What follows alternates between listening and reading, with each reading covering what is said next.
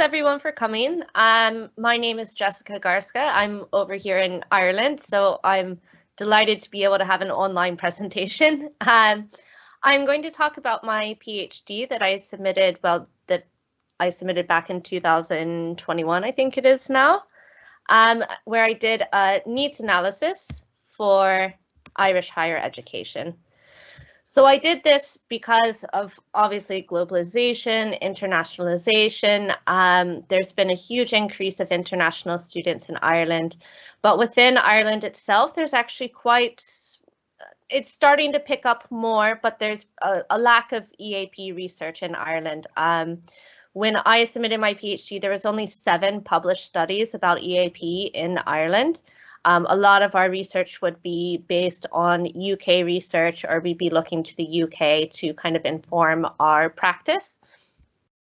So when I was taking a look at kind of theoretical underpinnings, I started out with just academic literacies because I felt like it was a very robust theory. After collecting data and analyzing my data, I decided to add translanguaging and global Englishes as 2 supporting theories for academic literacies. Now, I did this. Academic literacies does acknowledge the use of other languages besides English, and they do talk about vernacular and different Englishes. But I felt that based on the analysis, it was really important to give weight to those 2 points. So I went ahead and added translanguaging and global Englishes to make sure that the emphasis really remained on what the data showed. So my research questions were for the whole PhD. I'm not going to talk about the whole PhD, but do international students feel overall positively or negatively towards their educational experiences in Irish higher education? What do international students and faculty feel that the students need for academic success, and what do they struggle with? What do they succeed in? Then I wanted to see the level of agreement between faculty and international students with respect to those issues. And then finally, what implications do the answers to the above research questions have for pre-sessional EAP programs? I think I have to go here. Yeah. So I did 124 student questionnaires, 41 student and 14 faculty interviews, and I collected my data in 2008 and 2019, which I feel like I have to say because obviously my data does not capture COVID and the effects of COVID on international students in Ireland. So today I'm going to focus on the interviews, and it's just going to be a very broad kind of big picture. I would have loved to have juicy quotes, etc. in here, but there's just too many, so you'll just have to read the PhD if you want more. So we'll start with the faculty. I had 1 STEM, 3 medical science, and 10 arts and humanities and social science professors from 6 institutions in Ireland. And these, when I was coding, these are the overall coding. We had rules, regulations, and authority, imagining students, variation, and meaning making and negotiation. So within rules, regulations, and authorities, there was 2 main codes that came out. There was expectations and dominant discourse, and this was writing, oral communication, listening, reading, rubrics, criteria, and handbooks. And really, the faculty mainly focused on the types of assessment that they expected from the students. They didn't really go into depth about the quality of writing. They mainly were saying, oh, they have a 5,000-word essay, etc. Within the rubrics, criteria, and handbook, they said that all of their expectations are very clearly laid out in these rubrics, in these criteria, in the handbooks, and they feel that the expectations are very well communicated. In external authority, they really talked about different types of authority that they have to navigate or they have to deal with. So, you know, rules coming from college, rules coming from the university, from the government, etc. And a lot of what they were talking about was the business and numbers driven policies, which they viewed very negatively, and that they felt like there was a lack of resources available for them as professors within the university. So imagining students, here we had the causes of student struggles. And they were saying the English L1 and English LX students struggle with pretty much the same thing. They talked about culture, and interesting here because it will be contrasted with the students.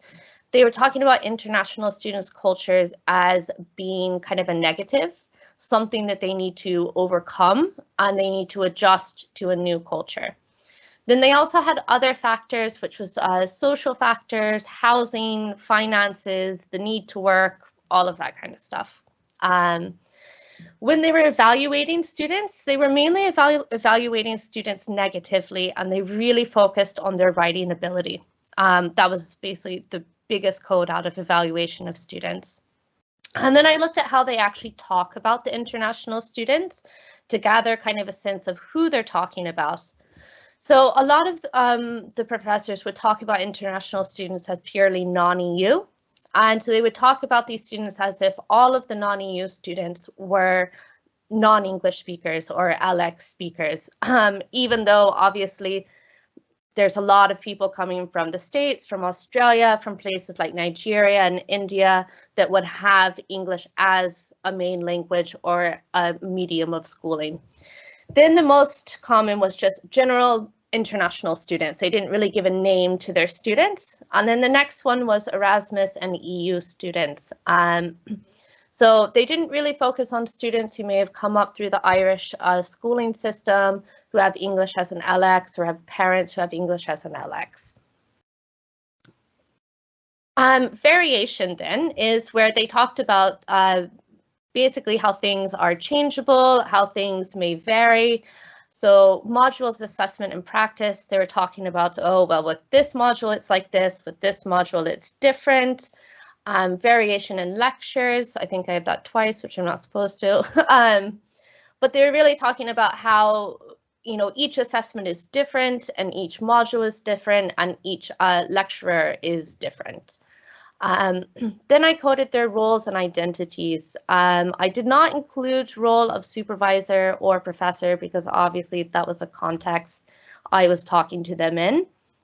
But I was looking at kind of what experience are they bringing into their interview? What kind of examples? So a lot of it was they were basing their answers on personal experience and examples. They may give an example of one student, two students as they're talking, or they brought in their experience of a course director being able to give a bigger overview of what's happening in their department.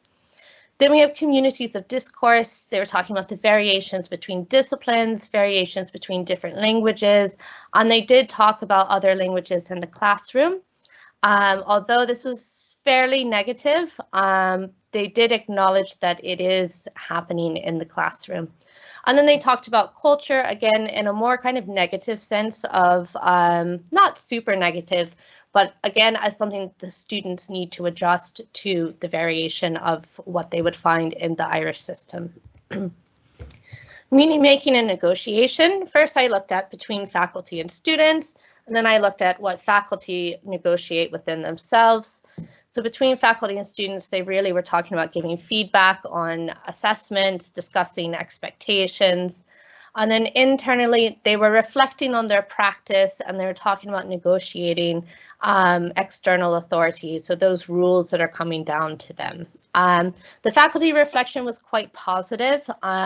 There was a lot of times where I was told, oh, this is the first time I've ever been asked these questions. It's the first time I've been able to reflect on how international students are doing in our department. So I found that to be quite, I suppose, hope-inspiring that they were looking forward to future collaborations. They were very positive about having the chance to reflect on how international students are doing in the classroom.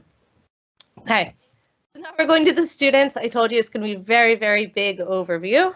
I had 6 STEM, 1 medical science, 34 arts, humanities, and social sciences. And again, that came from 6 institutions within Ireland.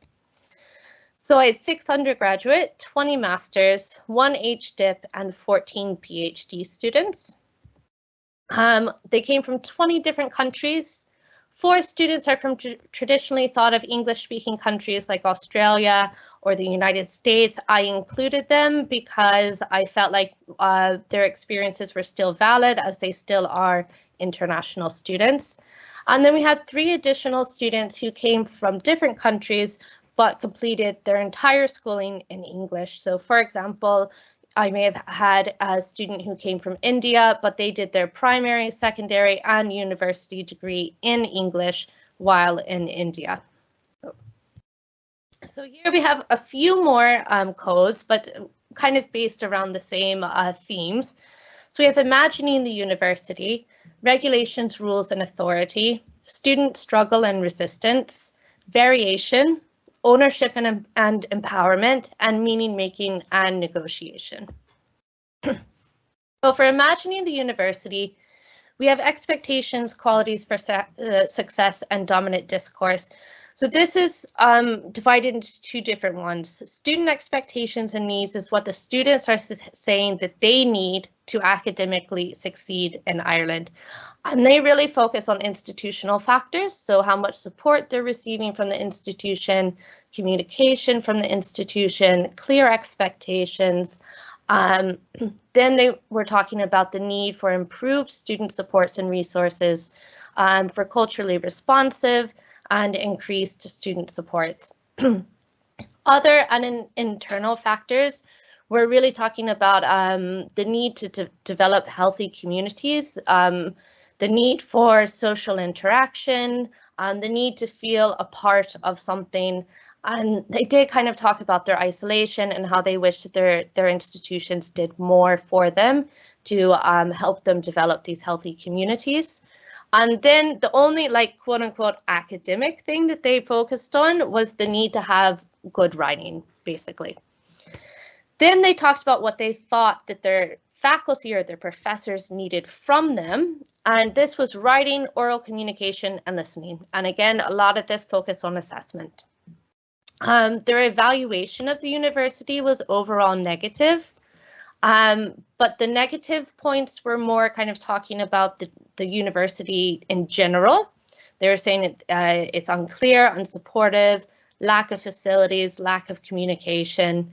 When they did talk about the universities positively, they were more specific about what they were talking about, and they usually named a certain professor or a certain service that they had some sort of interaction with. The regulations and authority, they talked heavily about the faculty expectations and needs. I'm not going to talk about it again because it was the exact same as before, what the faculty expect from them. And then in external authority, they really focused on previous English schooling and entrance exams as kind of authority and gatekeepers, which regulates access to universities and that they had to negotiate. So. Student struggle and resistance.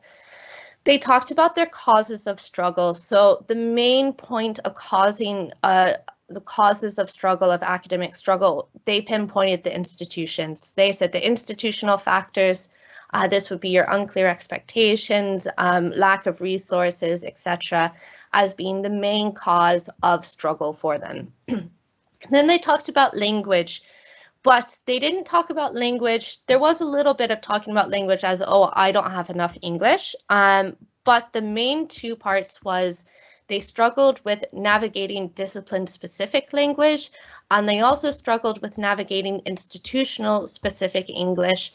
And this was highlighted with one of our students who came from a traditionally spoken of English-speaking country, where she said, you know, her institution back in, say, Australia had completely different language for services and for navigating the university, that when she arrived in Ireland, it was very difficult to figure out where to go, who to contact, how to actually get through the systems in the institution.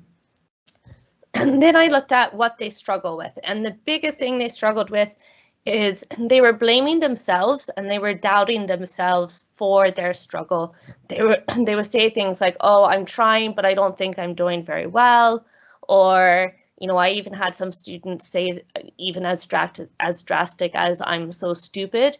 So that was a really big theme that was actually quite concerning.